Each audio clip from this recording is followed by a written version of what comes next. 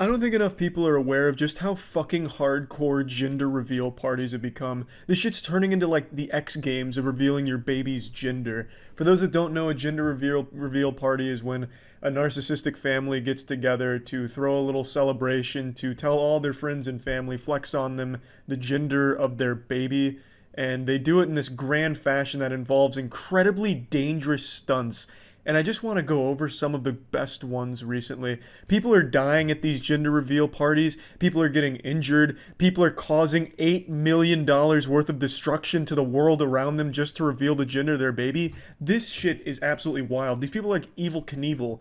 Now, I know I got you semi-chubbed when I said one of them caused $8 million worth of damage, so I'll show you that one first. This is a border agent celebrating his gender reveal party by shooting this target, which explodes into a fiery chaos that damn near summons Satan to our world.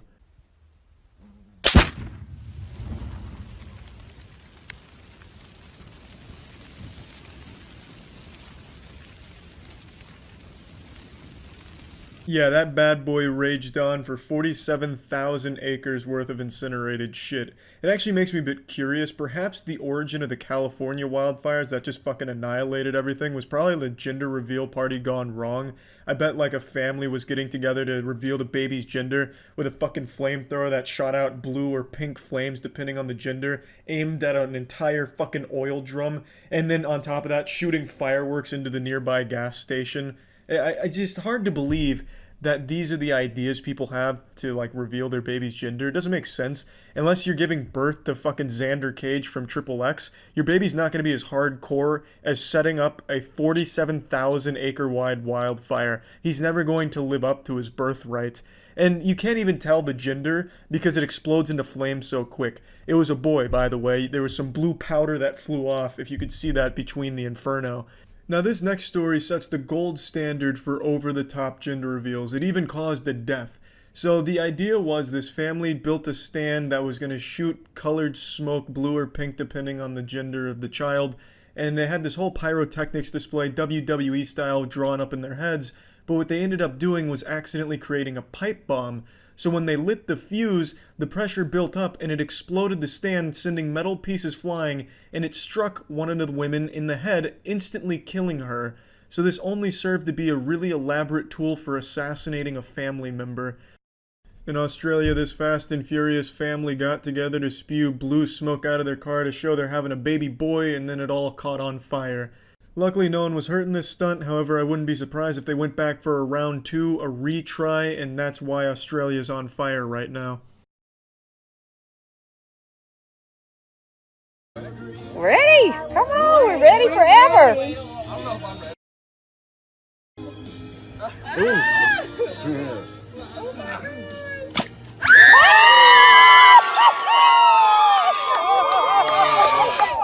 I know, what an amazing way of using an alligator to show that you and your sister are having a baby boy to the whole family.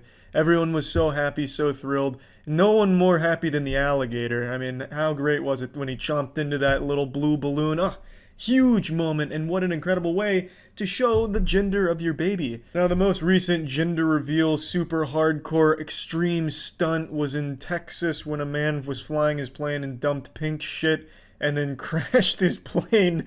No one was hurt in the plane crash, but man, oh man, it seems like revealing your baby's gender is just like a fucking death sentence for some people, just a recipe for disaster. In a year's time, gender reveals are going to be the most extreme sport on the planet. They're going to be more dangerous than going for the water speed world record. I don't know if you guys knew this, but going for the world record for top speed on a boat is the most dangerous thing you can do and go for. It has an 85% mortality rate, and I believe it's 7 out of the last 8 people who have even tried have died going for it. It's fucking nuts, but soon gender reveals are going to be up in that ballpark too. This shit is climbing. And the interesting thing is, they all have one thing in common across the entire board. They all deal with explosives, except for the alligator guy. And I guess the plane guy, but that ended in an explosion, so it kind of counts. I don't know what it is with revealing your baby's gender and an explosion. Maybe it's just metaphorical for the rocky relationship they have, and yet they're still producing life. I don't know. I can't really dig into the symbolism, but man, These people fucking love blowing shit up to show that their baby's coming in hot. It's wild and it's super dangerous, and I just wanted to make everyone aware of this because not enough people are talking about how goddamn extreme this is. It's fucking crazy. That's it. See ya. When you think of go-karts, what do you picture? Kids in go-karts having fun? Or greasy, grisly men competing in a blood sport for the sake of glory, fame, and a place in the history books? If you picture go-karting as some weenie hut junior sport only enjoyed by children and young adults for some fun, then you're a disgusting, pathetic vermin who doesn't understand real high-octane nuts-to-butts motorsports. In the world of racing, go-karting is the most extreme, a sport only fit for the most high-caliber athletes chosen by the Olympian gods.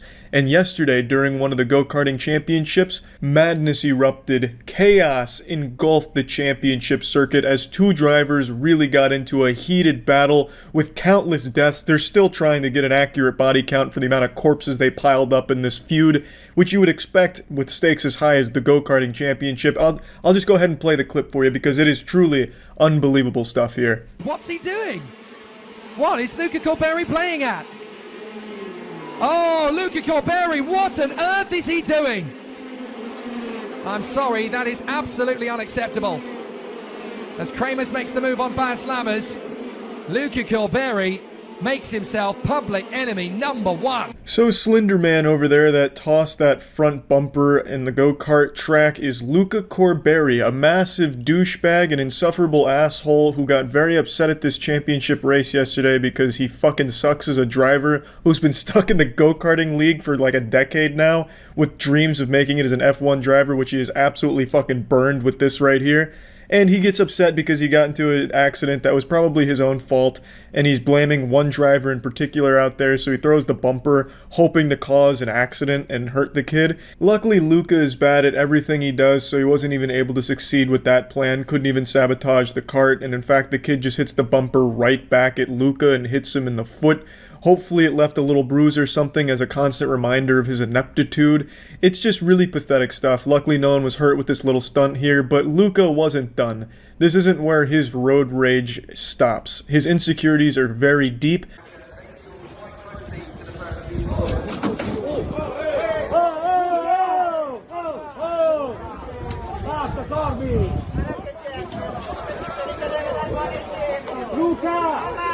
What a real tough guy, charging him when he had no idea he was there. Fucking Luca lurking in the shadows, going for like some kind of stealth Ninja Turtles attack here. Now it's important to note, Luca is not a child. Luca is 23 years old, and the person that he's having this fight with is Paolo Ippolito. I'm not sure how old he is. Some people are claiming he's 16 years old, whereas I've seen things claim that he's 24. So his age is as mysterious as how the pyramids were built, but what is clear here is that Luca is about a foot taller than him. It looks like if I got into a fight with my father. And yet Luca is such a pussy that he still couldn't just square up man to man and settle the beef that way. He had to charge from out of nowhere with a fucking wrestling takedown on someone that had no idea that they were there. He's just such a fucking coward, so Paolo is twice the man that Luca is, and it doesn't stop there. The apple doesn't fall far from the tree in the Luca Corberi household. His father gets in on the action.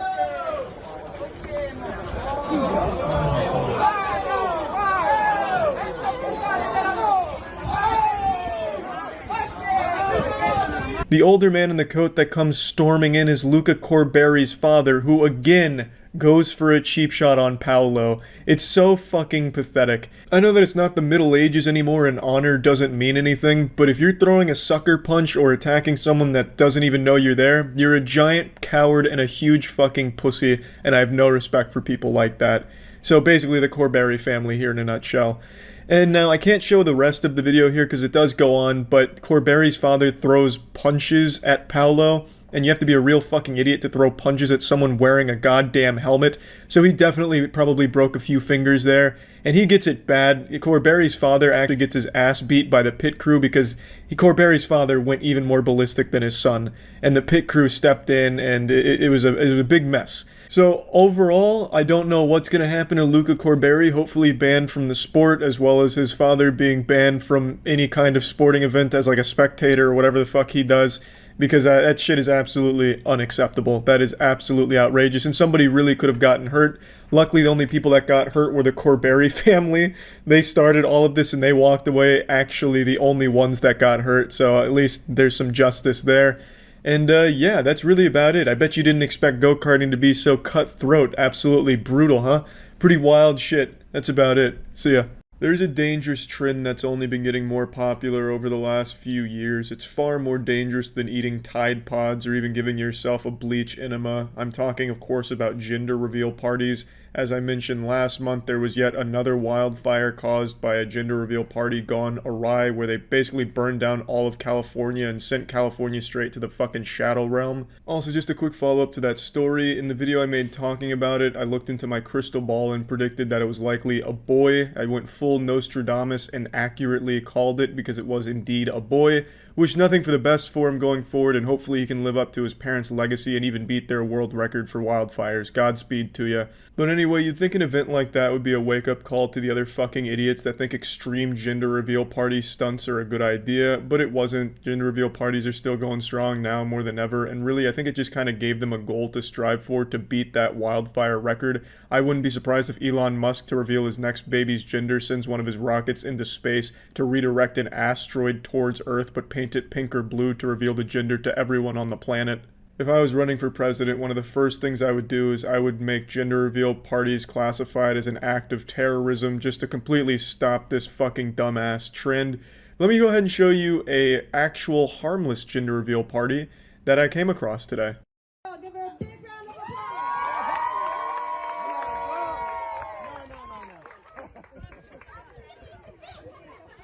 This is actually like a whole category of its own for gender reveal parties. It's a gender reveal baby boxing match. It's a no-holds-barred fight to the death where the last one standing is the gender of the upcoming baby. And it looks like something right out of Rugrats. Like, that baby in the background there looks like Big Baby from that Rugrats episode that looked like a horrifying Lovecraftian monster.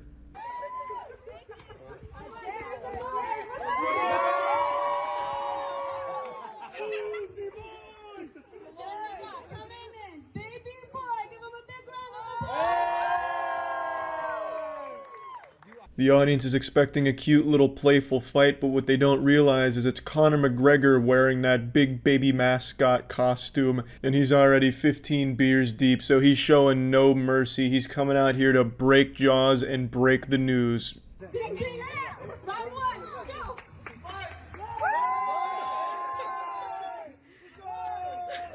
Unfortunately, the referee had to step in and call an immediate stoppage to the first round because it was getting a little out of control. Baby boy was absolutely letting loose with that combination he was going for right there. Baby girl was just playing it real slow, little play fighting, but baby boy came out with like fucking furious jabs. Whoever's in that costume did not get the memo that it was supposed to just be playing around, because he was doing this shit like it was Rock'em Sock'em Robots and one of the robots owed him money. He was going to try and like blast their fucking head off. And I just wish the audience was a little more into it. I wanted to hear like Team Baby Boy going wild, yeah, baby boy, fuck yeah, and then Team Baby Girl, give him the old dick twist.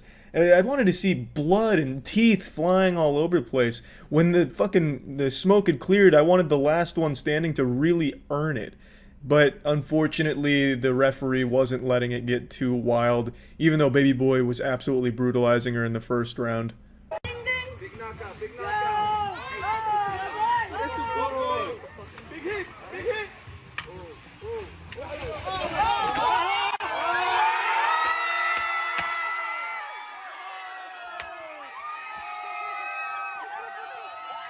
And in an absolutely one-sided slaughter, Baby Boy comes out victorious, and they let the pyrotechnics team take over with the blue smoke, of course.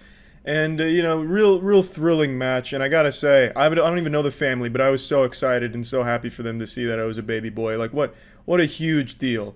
And I said this is a whole category in and of itself because it is. Apparently these baby girl, baby boy boxing match costumes are huge for gender reveals, because I saw like 10 videos all in this same category. But I thought this one was just the most official looking one.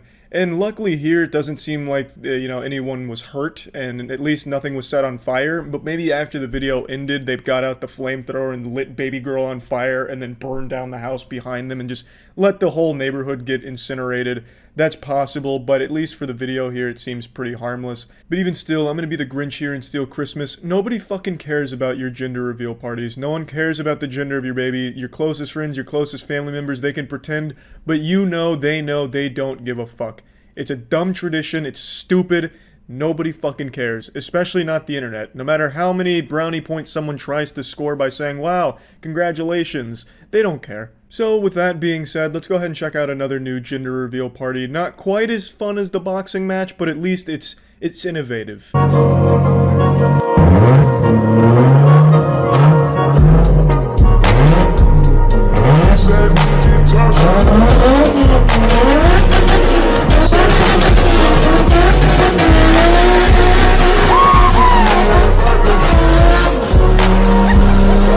This is some Fast and Furious type shit right here. This is like how Dominic Toretto would reveal the gender of his upcoming child.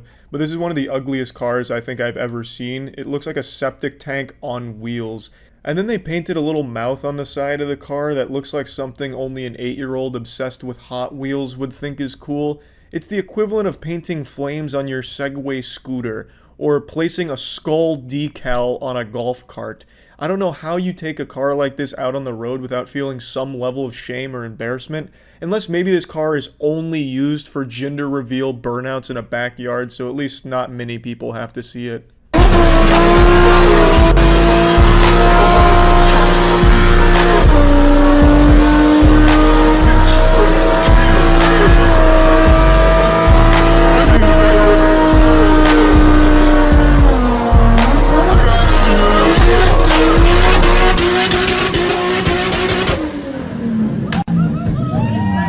And there's the classic finale, setting the backyard on fire. It's not a gender reveal party without a fire breaking out. And I can only hope that the mother of this child doesn't miscarry due to the smoke inhalation here, and I'm sure the neighbors here absolutely love this. They're probably pumping their fists right now, they got their window open, shouting congratulations, because they see the pink smoke, so they know they're having a baby girl, and they have to be so excited, because everybody loves to see that shit. It's a great tradition, really. Fantastic stuff, and what a very creative way of revealing your baby's gender. So yeah, anyway, that's about it. So yeah. You all know me, I love my sports. When I hear the word ball, I'm like a dog looking around, ready to cheer for a team and chug a brewski. But you know what I hate more than anything? When sports get ruined. And that's exactly what happened yesterday at the Tour de France. For those that don't know what the Tour de France is, it's like the biggest cycling event of all time. It is to cycling what Jesus Christ's birth was to Christianity. It's absolutely massive, and calling it just a cycling competition doesn't really do it justice. It's more of like extended torture that people sign up for. And you might also remember it because it's what Lance Armstrong cheated in 7 times and then tried to ruin people's lives when they called him out for cheating, and then it was eventually revealed that no, for sure he absolutely cheated. Yeah, it's that event. And yesterday, during like the very beginning of it, there was an absolutely massive crash that looked like this. This looks like something you'd see in like a NASCAR video game when you drive the wrong way and just try and wreak as much havoc as possible. It looks like a fucking traffic jam in GTA 5. It's like we're looking into a big bag of Skittles here. It's hard to tell where the bicycles end and the humans begin. It's just mangled corpses and mangled fucking bicycles all over the place here. And the cause of this crash is so fucking goofy that I just wanted to talk about it. You're no doubt asking yourself what could have caused this level of chaos. You're probably speculating that it must have been a tornado that blew through. Maybe they hit a landmine or something that caused this kind of devastation. But I assure you, it's nothing that extreme. The truth is so fucking goofy. It's like straight out of Looney Tunes. I'm gonna show you the clip that has the angle that reveals everything here. Taking a peek behind the curtain. Revealing how the magic trick was done. How the sausage was made. Watch this shit. We are going to get back up out of this. That sign right there, Phil. Left of your picture. Oh my goodness me. Oh, it was the sign that the rider in front hit. Yep. Got clotheslined by a spectator holding this sign here. It translates to "Go Grandpa, Grandma," or something like that, at least according to the sources I could find translating this sign. This one lady holding this sign just ended the fucking Tour de France hopes of so many people all at once.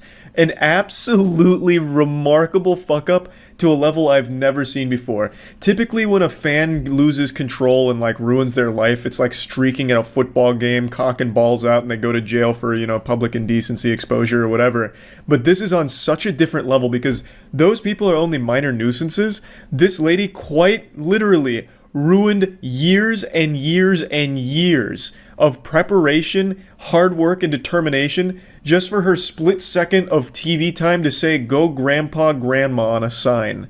I'm not exaggerating when I say she ruined her life. You see, after this happened, she immediately booked a flight out of the country because she did not want to deal with the repercussions of this. So she immediately fled the scene as if it's something out of Mission Impossible. So now she's a fucking fugitive of the Tour de France, which is trying to sue her as soon as they track her down. So she's gonna be hunted for the rest of her fucking life like John Wick, but like a really lame version. It's wild. It's absolutely wild. It's such a dumb decision too, and I'm actually shocked that there's nothing that the Tour de France does to keep spectators off the track. I'm surprised that this is the only big instance that I can find where someone caused this much damage, because she's just freely able to go on the track. Like, there's no bars or anything separating spectators from the track. So she just casually marches up there, fee-fi-fo-fums her way with her stupid fucking sign, and just blasts a guy with it, which causes a crazy chain reaction, taking out half the field. I feel so bad for the guy that ate shit on it immediately. Like, that sign had no give to it. It was like busting through a fucking billboard. I wouldn't be surprised if she made that out of metal. Like, it was cardboard with like a metal core or something inside of it. It's like hitting a street sign. He immediately just collapses on his bike, and then everyone starts running over him, literally trampling him to death. He's not dead, by the way. Well, his chances of winning the Tour de France probably are, but he's still alive. Really unlucky for that guy. Like, really fucking sad. It wasn't like some kind of glancing blow or anything. Some of the fucking competitors here ate hard asshole on this. There were some bloodied up badly, some requiring real medical attention, some too bruised to continue at the moment. Like, it was actually pretty catastrophic. It wasn't just like no damage done, just a minor inconvenience. This actually really hurt people badly. But yeah, I found this to be just incredibly wild. Now there's this international investigation to find her and make her pay for this. But I like to pretend in like my own fanfic that she's like a supervillain and this is not her first rodeo. Like, if you go far enough back in history at all major sporting event disasters, she was the person behind it. So like when the lights went off during the Super Bowl of the Ravens and the 49ers, she was the electrician and just squirted water into the power supply, sabotaging the stadium lights.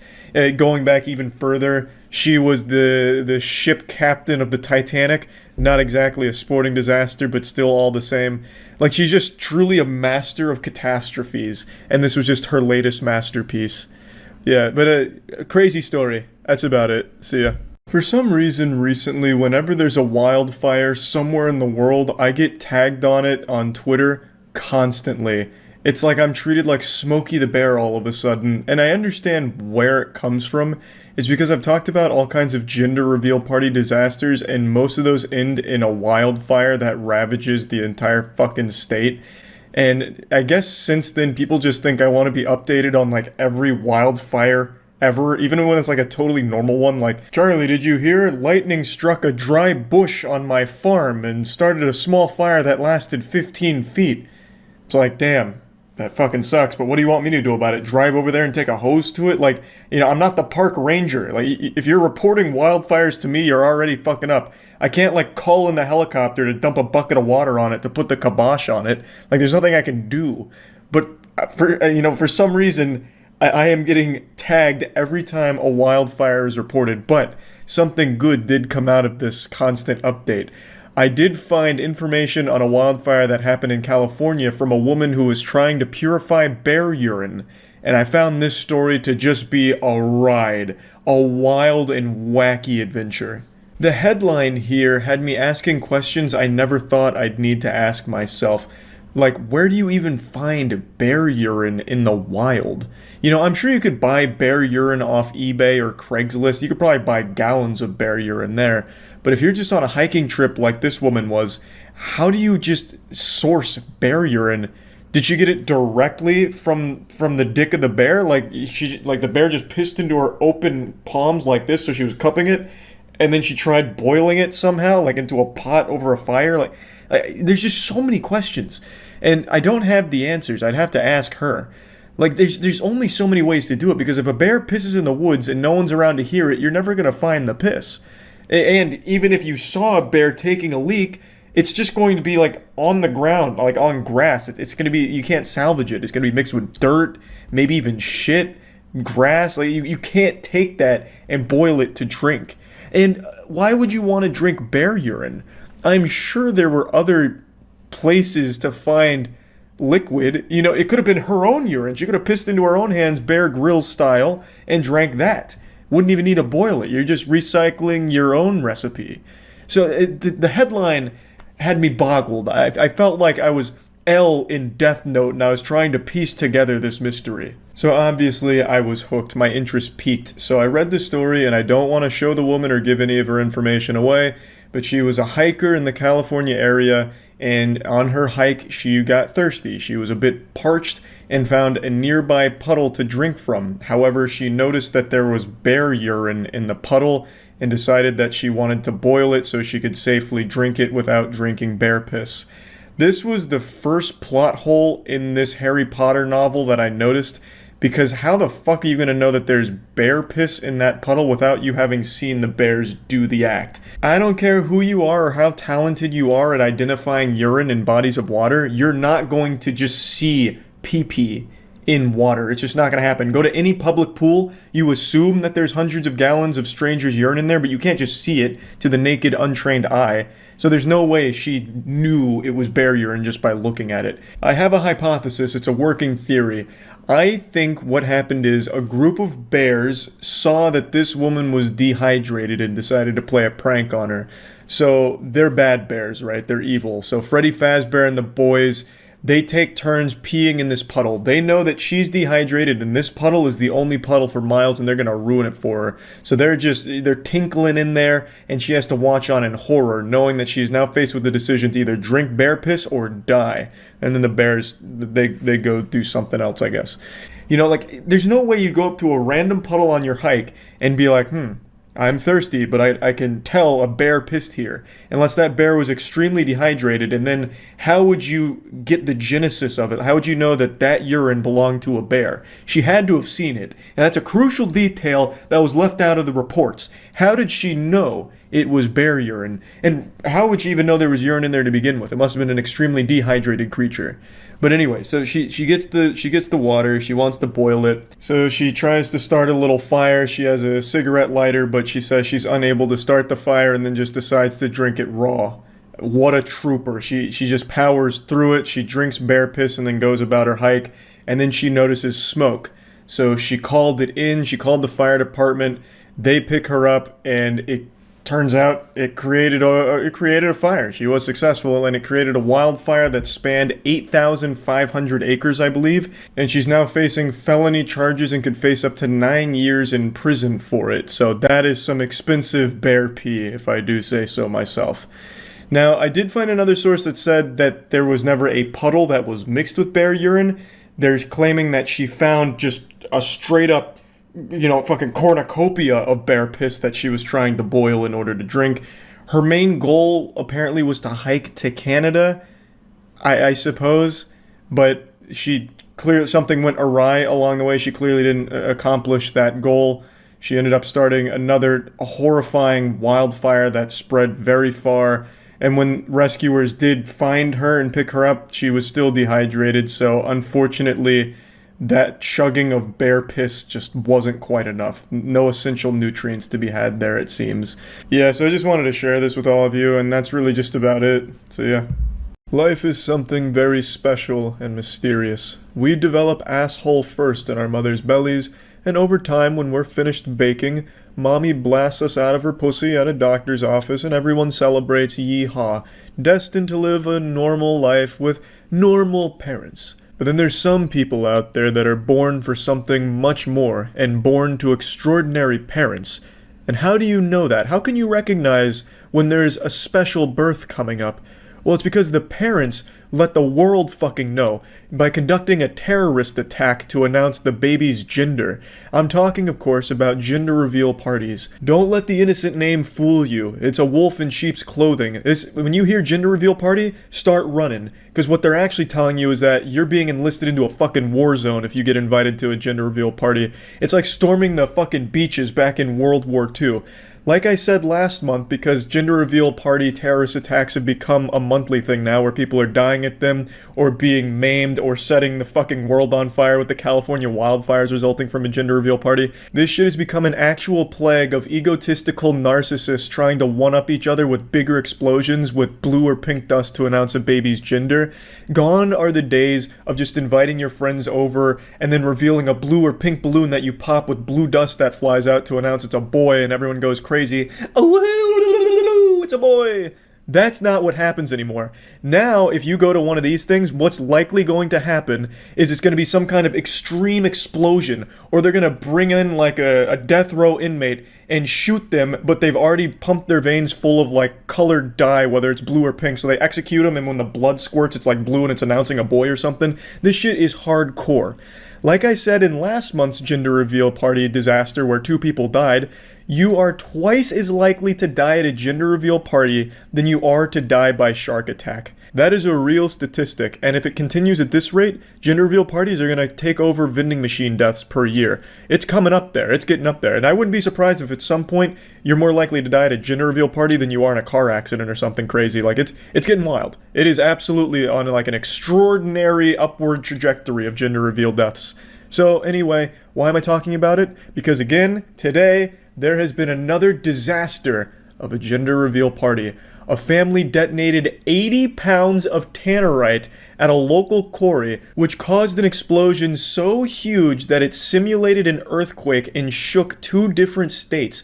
People were reporting their houses' foundations were cracking, pictures were flying off the walls, and they all just thought they were being brutalized by an earthquake. Those fools had no idea that it was something far more dangerous than a simple natural disaster. It was a bunch of fucking idiots with a ton of tannerite. I mean, how could you not know that? Though, in their defense, I wouldn't be surprised if an earthquake did result from this explosion. The tectonic plates were probably just celebrating the exciting announcement from the gender reveal party. And spoiler alert, it was a boy. So, that's pretty fucking cool. That kid's coming into this world and he's already made an impact. Now, luckily, Wile E. Coyote, the guy who fucking pulled the plunger to blow up all the tannerite, turned himself in and may be facing charges, which he absolutely fucking should. So that's good news at least. They've got the slippery explosion guru here. So hopefully something comes from that.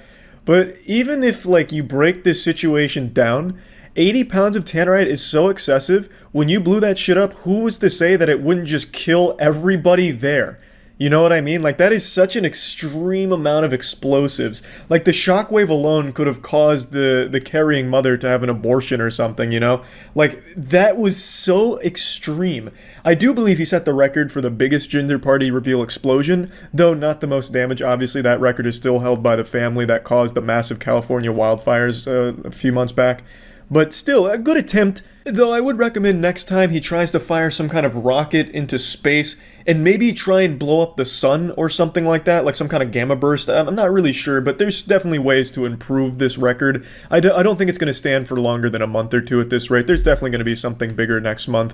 Probably some kind of nuclear submarine detonation that glows up in like a blue mushroom cloud.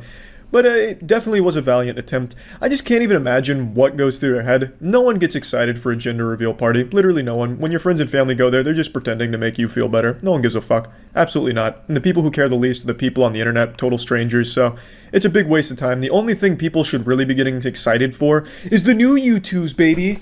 Yeah, I just wanted to quickly mention that the new U2s came out today, so if you're interested in getting one of these bad boys, and this is a fucking bad boy, that is a tall and muscular man, you can click the link in the description below. Also, I saw a lot of people wondering why there wasn't any fleshlights. That's my fleshlight cutlass. The attention to detail is spectacular. There's like a little juicero at the bottom. Like, the whole thing is fucking wonderful. Chest on the back. I think it's great. So, I mean, if you want one, you can click the link in the description below. Give it a cum tribute, whatever you want to do. But it's a beautiful collector's item. Now, if I'm being completely honest, I've become a fan of gender reveal parties. And I mean that truthfully. the lunacy of them, and just like this incredible track record of death and destruction for something as innocent as revealing a baby's gender is fascinating. And the stories are always so goofy and silly. It's like some Saturday morning cartoon shit. Like it's hard not to be drawn into them. So it's not going anywhere. More and more people are becoming narcissistic thanks to things like the internet rewarding them with those beautiful little updoots and internet brownie points and shit. So people want those, they need those, and they feel like a baby and revealing its gender is a good way of getting them because the internet's taught them that. They've reinforced that idea because all of the wholesome ones or like the big spectacles have gone viral or blown up on social media, so everyone tries to get on that train and suckle on that titty. But it doesn't always work, so you end up with shit like causing an 80-pound explosion earthquake disaster, or flying a plane into the water killing 2 people, or shooting your relative with a cannon, or creating a pipe bomb that kills your grandmother, or starting a wildfire that spans so much of a fucking state in California. You know, it's just you have all those disasters that all stem from the same thing. You're not going to stop gender reveal parties. You can only hope that they can entertain you at this point. And so far, it's been a crazy roller coaster. It's been a wild ride. But anyway, yeah, I just wanted to share with you the latest gender party reveal disaster, and yeah, that's about it. See ya. At the risk of sounding like a bitter old, fragile geriatric, I need to vent about something. I saw a short video today that just triggered an insatiable appetite within me to rant. And I've said this on stream before, and every time I have, people have been upset with this opinion, but I'm going to share it anyway. I hate water parks. I think water parks are hell on earth.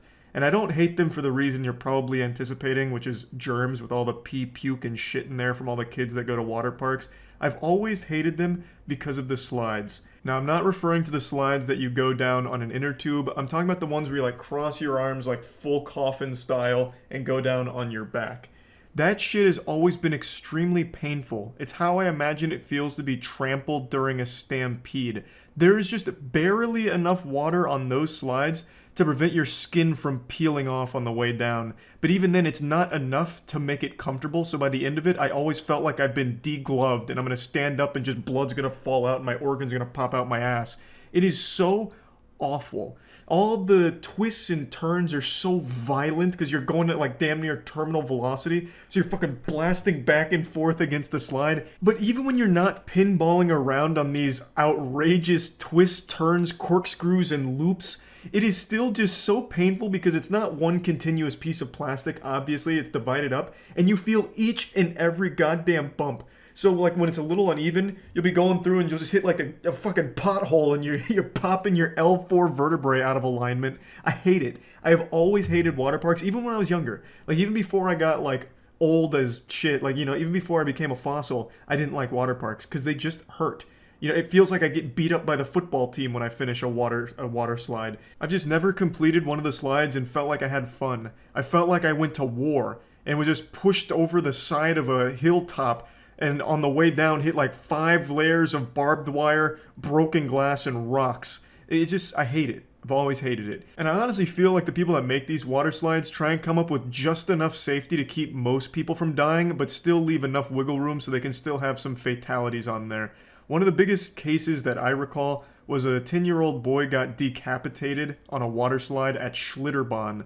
The water slide was called Verrückt, and he got decapitated halfway through the water slide. A lot of fishy shit went on with the construction of that water slide. Verrückt has a very peculiar history. What was responsible ultimately for the decapitation of that boy was the raft that he was on for that slide. Went airborne and he hit his neck on the safety cage that was built like over it, and it decapitated him. It's absolutely a fucking horrifying thing to read about. And of course it's not the only case of someone dying on a water slide, but that's the most well-known one. Most of the time though, it's just a lot of injuries.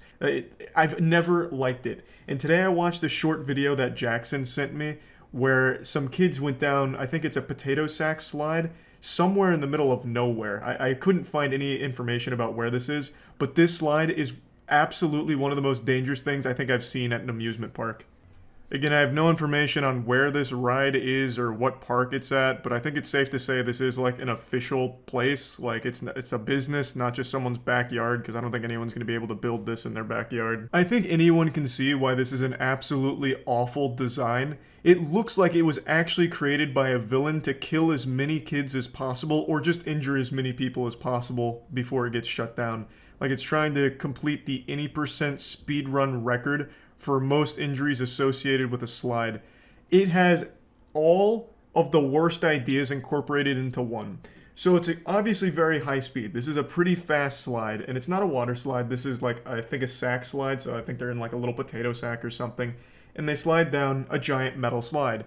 Well, first of all, the fact that it's a metal slide in what is clearly a very sunny area is already a horrible idea, because when it gets super hot, that slide's gonna fucking cook the kids. It's gonna just start burning them as they're going through it. They're gonna be praying for the time that they finally can get off. And then they're still gonna have to be, you know, grabbing little skin pieces from the slide on their way out.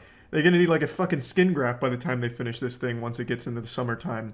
But even putting that aside, you can see it's built with a cage around it, which for a lot of people would say, like, that's probably a good idea to keep people from, like, flying off for going too fast. Like, that's the whole idea of it. Except their cage is porous. It's giant openings in their cage, so it's like these metal bars. It looks like prison bars, and it doesn't look like they're even rounded off or anything, so it's just these, like, kind of sharp-looking metal bars, this cage, around the slide. And you can see the kids bouncing into those bars and shit. That's just an accident waiting to happen. That's a recipe for disaster. You know, their arm kind of flies out to the side where they're going through. It's just going to snap their arm. Same with their legs. Same with their neck, their head. Like, all of it is at risk for just being blasted here. It's like an actual cheese grater on this slide. It's the exact opposite of a safety cage. Like, it's not like a roll cage or anything. This thing is like an actual death contraption. And the GoPro they were using here obviously got caught in that cage and just thrown off to the side. The kids were hitting their heads and shit on it, and luckily their head didn't like pop through and just get, you know, severed or something. But this absolutely looks like it's just mini deaths waiting to happen. But maybe that's the point. Maybe this is one of those suicide slides. I'm sure all of you have seen that video by now where someone designed a suicide roller coaster where it's like a series of 7 loops that get tighter and tighter, so it eventually kills you by the end of it. That's kind of what this slide seems to be like emulating, just a way of committing suicide in an elaborate way. Like, it just gives you one last ride. It's fucking baffling to me. Like, if a parent saw this for even a single second, I don't think there's any way they'd let their kid go on that unless they really hate their kid. I'm sure you also noticed in the video, the cage doesn't go across the entire slide. There's still those openings, like the open air openings with like the platform there for the staff to get to, which is exactly one of the things that was responsible for the decapitation on Verrucht.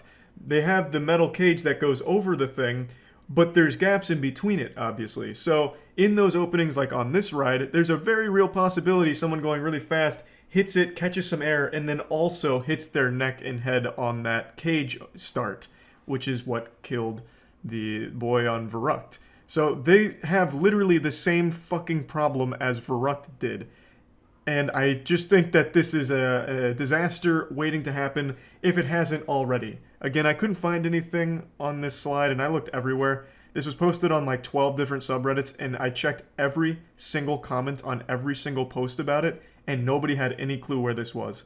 So maybe this really is like a homemade contraption. I have no idea, but it doesn't seem likely considering the like scale of it. It seems huge, and it also seems like a lot of property that they have here, so I would be very surprised. Plus, there was also some other people on the beginning of the platform that looked like staff members, and I don't think parents that built this in their backyard as like a fun project would hire full-time employees to man it for them. So I'm imagining it's like an amusement park somewhere, but no idea where. But this shit, I mark my words, if it continues to stay open, I'm sure this won't be the last time we see it. It'll probably be in the news again within the next couple years with some tragedy that occurred at it. A very predictable and avoidable one at that. So yeah, I just wanted to briefly talk about how much I dislike water park slides, and I guess slides in general. Maybe I just fucking hate slides, because this one's not a water park slide, and it's still just as dangerous, and I hate it just as much. So yeah, I just wanted to vent about it a little bit, because why not? This video just really brought the demon out of me, and I needed to rant.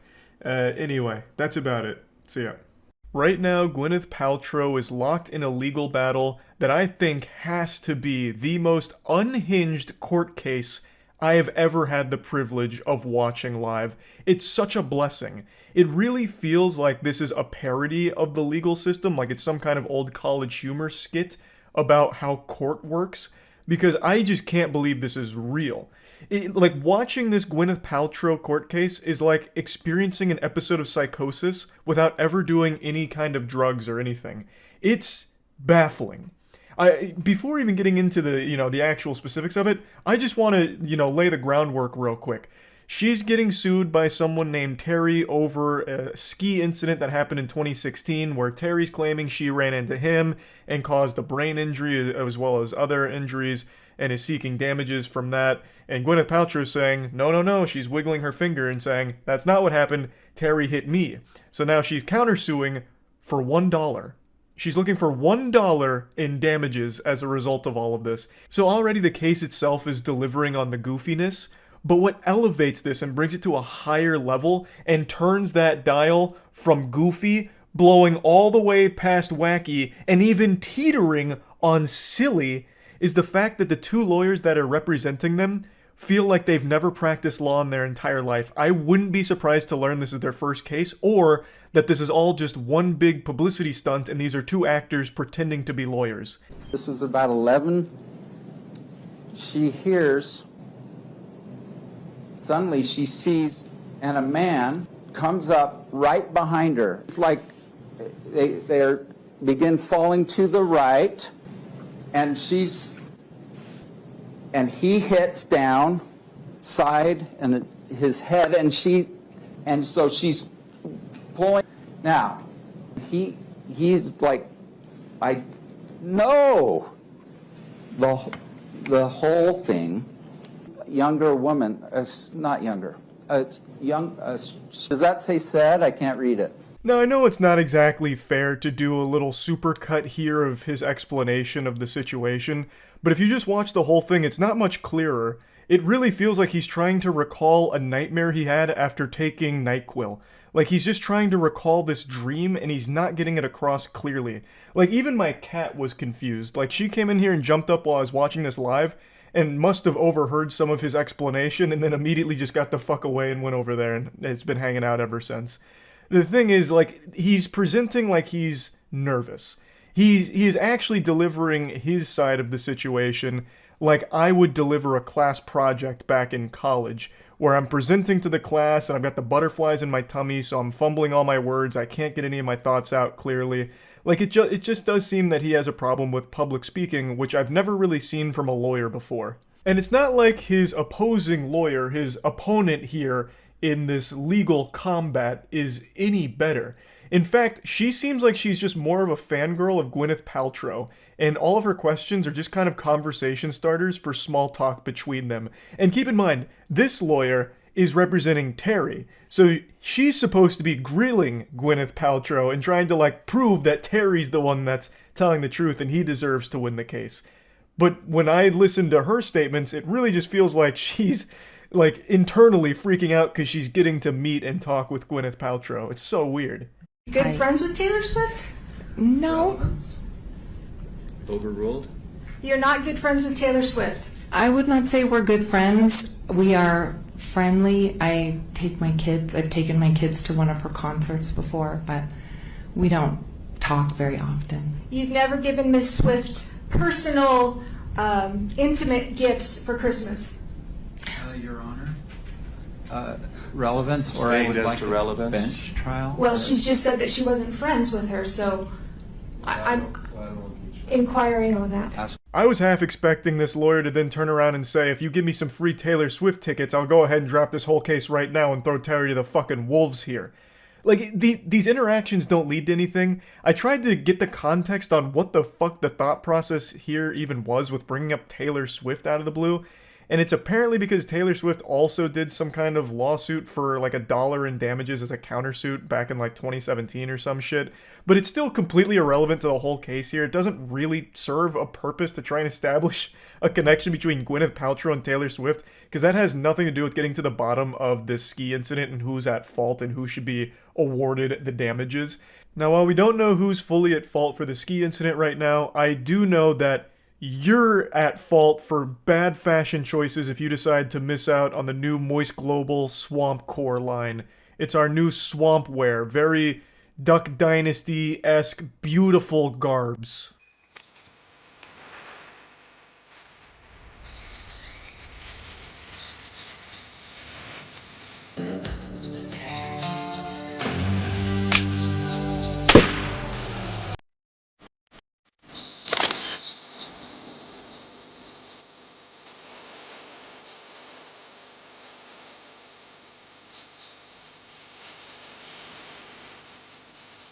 Every time the lawyers ask questions, it just reminds me of that scene from Godzilla 2014 where he says, "Let them fight," referring to the kaijus. But instead of it being giant monsters here, it's giant fucking weirdos. Everyone involved in this case is weird. You all know I'm not a big fan of Gwyneth Paltrow and Goop in particular. I think Goop is downright dangerous at times and at best extremely stupid. In fact, I'm surprised she hasn't gone to trial for her scam of a candle, "This Smells Like My Vagina." I made a whole review on that candle, and I promise you, no vagina has ever smelled like that candle. It was fraudulent. It was misleading advertisement. It was completely false. It did not smell like her vagina, and I'm very confident. In fact, I might even go for a lawsuit to see if they can put Gwyneth Paltrow's pussy on the stand so we can all smell it and compare it to her candle. But that's a can of worms for a different day. Point is, I'm not a Gwyneth Paltrow fan. And Terry went on the stand today, and after hearing him, I'm certainly not a Terry fan. I don't know who's at fault here. Gwyneth Paltrow moves around and acts like an evil rich supervillain, so I definitely do think there's a chance that she is the one that just blasted Terry because she's not good at skiing and then had no empathy and left him there. That's super possible, but I also think it's equally possible that Terry is a shitty skier and a pathological liar who has been chasing this potential bag for 7 years, because originally he was seeking $3.1 million in damages, but it got thrown out due to them ruling it wasn't a hit and run. So he came back and is doing it again, but this time for a lower amount of $300,000 in damages. So it really feels like both people are fucking weird. But before showing you Terry, I want to show you one more best of moment from Gwyneth Paltrow's lawyer, who tries to see if they can bring in treats for the bailiffs. This private security for my client wanted to bring in treats for the bailiffs for how helpful they've been. So I wanted to do that transparently and see if there are any objections. We object. We object. Okay. There's an objection. Okay, so I will let them know. Let them know thank you, but no thank you. I mean, he should have asked us first, frankly. It hasn't been done. I know, he should have asked us first. We could talk about it, but he just sprung it on us now. So we object. What'd you find out about the jury? This guy actually feels like a camp counselor and they're on a school field trip or something. Like, holy shit. So the treats were shot down. They put the kibosh on that. But they were open to negotiate. In fact, they get into a little bit of a tiff, a slight argument about, well, if you had only, asked us before and discussed it, I mean, maybe we could have all had treats together, maybe even a little pizza party. I mean, you didn't really give us notice. You sprung it up out of nowhere. You ambushed us with it. So, nope, not anymore. Now none of us get to enjoy any of these baked goods. You were asked about the press conference and referring to Miss Paltrow as King Kong. Were you referring to her as King Kong or the noise that you heard? That's leading, Your Honor. What did King Kong refer to? I got to watch this whole segment unfold live, and my god, what a treat. So right now the line of questioning is about King Kong and explaining why he said King Kong. And this is Terry's response. My apologies to Ms. Paltrow, because my intention got twisted up in my intentions, and was to say it sounded like a lady getting chased by King Kong out of the jungle. It was that kind of I'm really scared.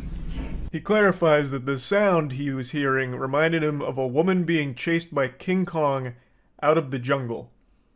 So that cleared all of that up, luckily. Another question that I feel gets pretty much fucking nowhere. There was some testimony from Miss Paltrow again that she was hit in the back by a very large man, or that there was a very large man. Could you just step down for just a moment? Terry, do you... No, right here. Right here. Do you consider yourself a very large man? Many times I wish I was, but no. Definitely on the small side of most people. Finally, real evidence to poke holes in Gwyneth Paltrow's story. She said, apparently, that she was hit from behind by a large man. So, in order to prove that this is a false claim, she brings Terry out to just embarrass him, like, he is not a large man, this is a small man. Excuse me, ladies and gentlemen of the jury, this is a manlet. It just puts him on blast like that. Terry, my brother, I am also on the small side. I'm 5'6".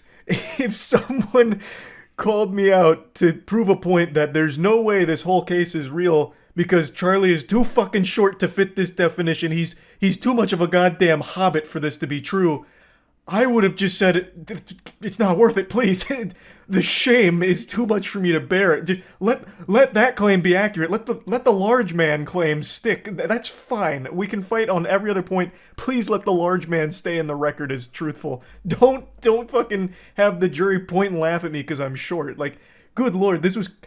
I mean, I understand what the thought process was here, like, trying to prove that, you know, she can't be a reliable source of information since she says it was a large man that hit her and Terry's not that big, but I mean, holy shit, it's still a wild thing to watch unfold like this. You've been here for a number of days, you've heard all the doctors testify, your entire life has now been broadcast to the world. I feel like I've been fleshed out, and anyone up here I think would feel the same way. Very painful. In fact, I think you just told me back there, well, I could never go on another dating site again. Objection! Terry can go on any dating site he wants. Sustained. Again, this is just simply a line of questioning maybe I'm too dumb to understand. What does this have to do with anything? It's a public trial, so of course, on both sides, a ton of information is going to come to light to the public.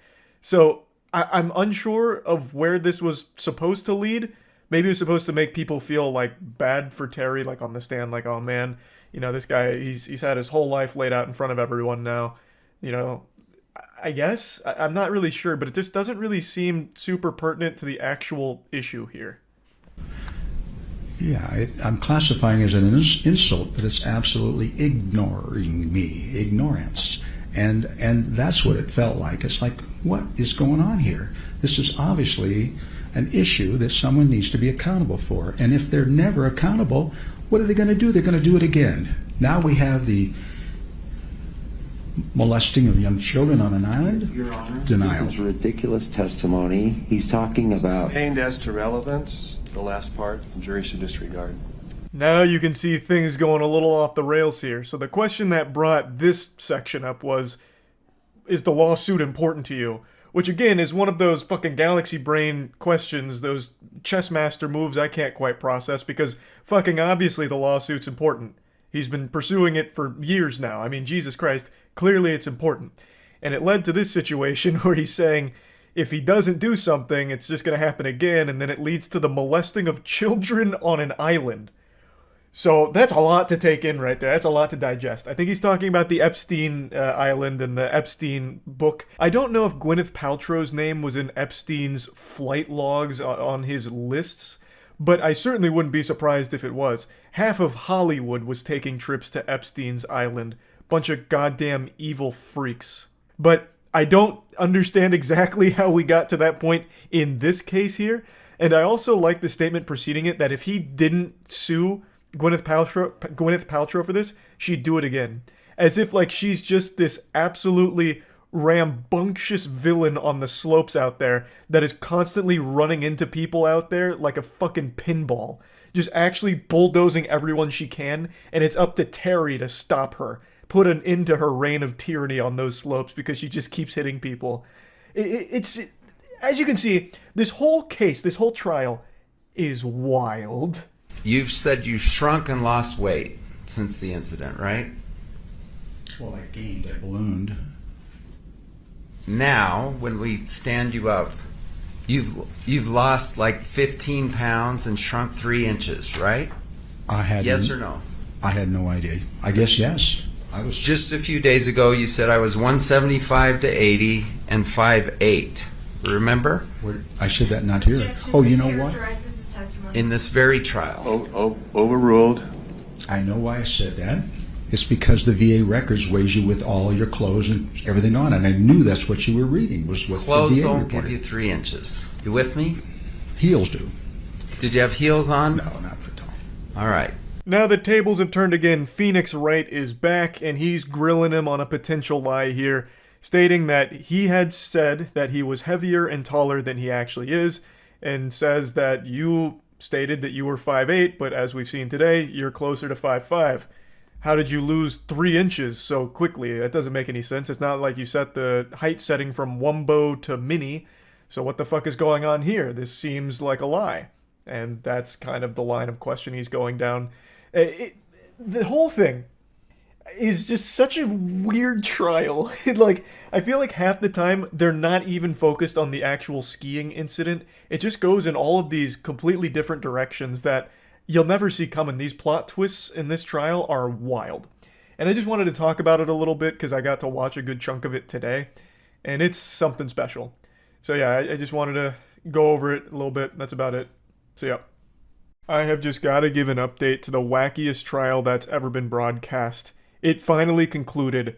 And goodness gracious, geez Louise, I tell ya, what an adventure. Since the invention of video technology, we've been building up to a moment like this. This is why video exists. To capture this public trial, Gwyneth Paltrow versus Terry Sanderson. It's a legal battle where Terry Sanderson insists that Gwyneth Paltrow hit him on a skiing slope 7 years ago and it left him, debilitatingly injured, like a brain injury, turned him into a shut-in, this and that, and he was looking for $3 million in damages, which got thrown out pretty quickly. They wiped their ass with that whole case, saying that, this wasn't a hit and run. But then he came back for round 2 looking for the sloppy seconds and came after her again, this time for $300,000 in damages. And this time it made it all the way to court, and thank God for that because we got to watch it live. In response, Gwyneth Paltrow was countersuing for $1. A single dollar. Like Mr. Krabs with me millionth dollar. She was coming after him for a single buck. 1 clam. Though I do think he'd also be responsible for covering her attorney fees. So realistically, it's more than $1, but the damages she was pursuing was $1 single dollar. The verdict is in. I don't want to spoil anything from this anime, but I would like to show you a couple Terry Sanderson best of moments real quick, just to give you like a brief appetizer to wet your whistle on just how crazy this trial was. Do you recall saying that you agreed that saying I'm famous was a crazy thing to say? Agree? Absolutely, it's not me. I don't buy into that. But it was you, right? Just to be clear. When you say it wasn't me, it was in fact you. It's the other personality that's inhabiting my body right now. And you blame Gwyneth Paltrow for that? Yes. No question. This case now turned into a demonic possession type deal going on right now. Terry's got spirits inside of his body that sometimes take control of it, I guess. Because it wasn't him that sent that email about, I'm famous. It was a different personality living with inside Terry right there, working him like a fucking puppet, I guess. Terry does deliver some very important entertainment to the trial. However, the real stars of the show are undoubtedly the lawyers for Paltrow and for Terry. I'm convinced that this had to be some kind of social experiment conducted by the Impractical Jokers, and they were using actors for these lawyer roles because, Jesus Christ, I really felt like they were just feeding them these questions. The lawyer for Terry she was pretty much a huge Gwyneth Paltrow fan and was just asking softball questions and conversation starters, literal small talk that you'd see from like Ask Reddit advice on how to talk to like your celebrity crush.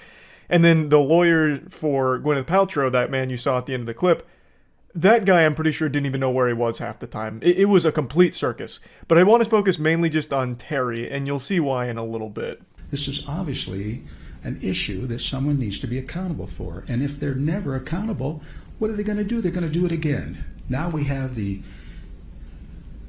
molesting of young children on an island. Your Honor, Denial. this is ridiculous testimony. He's talking about... Sustained as to relevance, the last part, the jury should disregard. This is really Terry's most iconic moment here, referencing Epstein's Island and putting himself as like the hero that could stop all of this if he only wins the lawsuit against Gwyneth Paltrow, basically. He hypes himself up like the fucking Batman who's standing up to her to put a kibosh on her hitting people on the slopes, as well as like, you know, not letting it spiral out of control where kids start getting molested on an island. Now, like I said, I would wager a guess Gwyneth Paltrow has probably flown on Epstein's airline. Half of Hollywood has. Bunch of fucking evil weirdos out there. But it also has no relevance to the case at all in a fucking skiing accident and figuring out who was at fault. Now, I mentioned at the beginning, Terry was claiming he suffered huge injuries from this thing. Traumatic injuries, you know, debilitating stuff that, you know, made him a shut-in because he was afraid to go outside now after experiencing such pain. Well, that got called into question in a big way. I'll just give you a little montage of all of the pictures that Terry took over the last few years since the incident of him traveling the world and doing pretty intense things like fucking parasailing. So they start poking holes in that claim of, you were so injured that it turned you into a shut-in, yet literally, you know, not even a full year later, you're already back skiing, you're parasailing, you're riding mopeds, you're going fucking hog wild. After the collision, up in the ski resorts, or what is this? Yeah, about a year later. I think I was just walking up in the hills above my house. Okay, page 63. Is this you skiing after the collision? Is this you on a camel? It is. What country?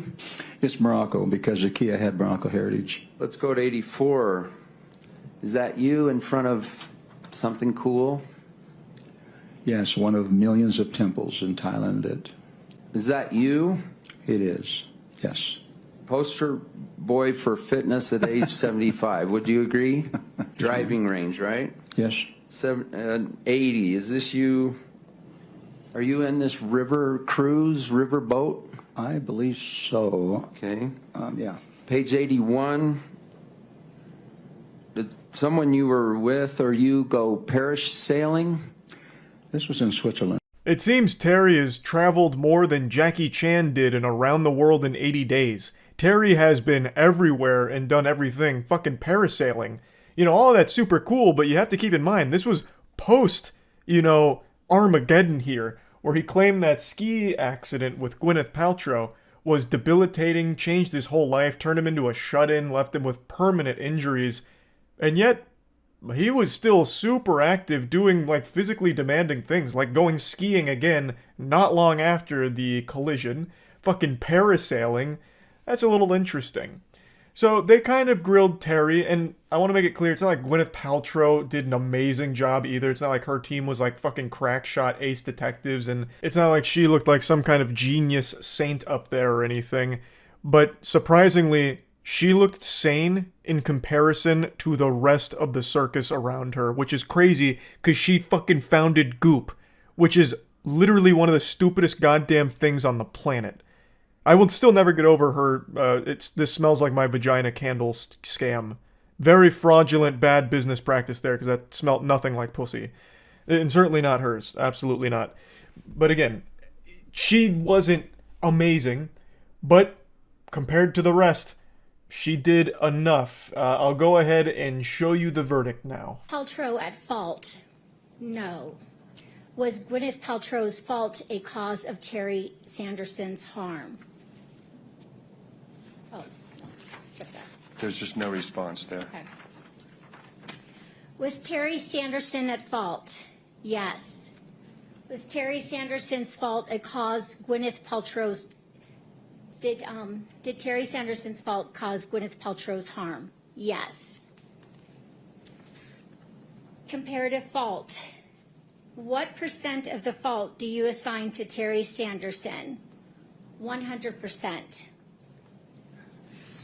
Damages. What amount fairly compensates Gwyneth Paltrow for economic damages? $1.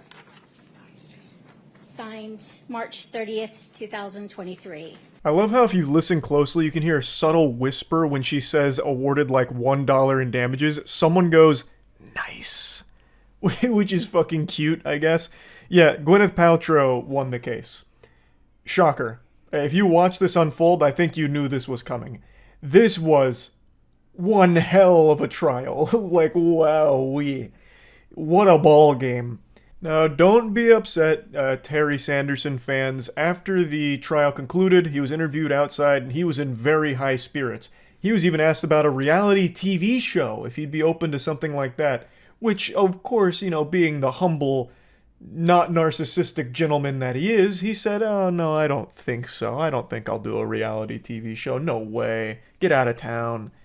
But I'm not too sure. We might see more of Terry Sanderson in the limelight after this whole debacle here. But anyway, I just wanted to give a little update to all of this because this was so silly. This was so fucking silly. And yeah, that's really about it. So yep. Today we finally received an update on what the fate of the Titanic submarine was. This is a story I'm sure all of you have been following at least to some capacity or have at least heard about. And the update today isn't exactly a fairy tale ending for those aboard the vessel. Now, just in case you're in the dark on the situation, I'll give you the quick and dirty. There's a company called OceanGate. It does deep sea dives. One of the expeditions it does is take people to see the Titanic wreckage. They do this in a vehicle called Titan. It's a submersible that goes about 13,000 feet. Now, the CEO of OceanGate is a real quirky wacko named Stockton Rush. And Stockton Rush went real loosey-goosey with the construction of Titan. And there was a ton of alarm bells ringing about the potential safety risk that his experimental vessel held for not only himself, but the passengers that he would take down to the Titanic wreckage. And on the most recent expedition, that disaster, that impending doom that people were warning, came true. They lost communication with the vessel on Sunday, about an hour and 45 minutes after launch, which is extremely quickly. The whole journey is about 8 hours, and they lost communication within the first 2. So this started a very big rescue attempt to try and figure out where they are and can they be saved. And today we got our answer. It's a no. According to the most recent report, there was really never a chance of saving them. It seems like the acoustic signature that the US Navy picked up on Sunday was consistent with an implosion. However, they deemed it not definitive evidence, but it still seemed like an extremely likely explanation for the lack of communication as well as that acoustic signature. So they also, through remote vehicles, found 5 different major pieces of debris to confirm that the Titan submersible was the victim of a catastrophic implosion. Obviously, nobody's surviving an implosion at that depth, and even if somehow they did, let's say they were made out of adamantium, they would run out of air trying to get to the surface from where the implosion took place. So this Titan submersible claimed the lives of 5 passengers, and the Titanic may have sunk over 100 years ago, but it's still taking lives to this day, I suppose. Now, there's actually a lot more that kind of goes into today's update that makes the situation even weirder over the last 5 days, but I want to get to that in a moment. I want to explain just how fucking dangerous this thing was. This entire Titanic submarine story has captivated people in a way I haven't seen since Pokemon Go popped off. Even people way outside of the internet, like I played basketball last night and we talked about the Titanic submarine situation, which is a very unusual topic for us to discuss before going out onto the holy court and dropping buckets for our sins. But it's just a story that everyone everywhere seems to have been kind of drawn in by, because the lunacy surrounding this entire situation is like something you couldn't even write for a cartoon. It's the most predictable disaster ever, apparently, where OceanGate and the Titan sub had already faced a lawsuit about how dangerous it was. The last voyage, the last expedition it went on, also got lost for 5 hours, and then, they got lucky, all the stars aligned and they were able to not die on that one. And then without making any big changes to the safety of the vehicle, they decided to just do an encore performance, a round 2, hop back in the saddle, and get ready for another expedition.